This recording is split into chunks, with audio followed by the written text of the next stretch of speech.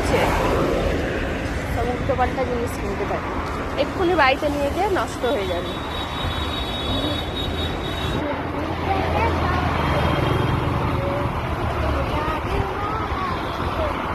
কি সুন্দর হাওয়া দিচ্ছে এখানটা।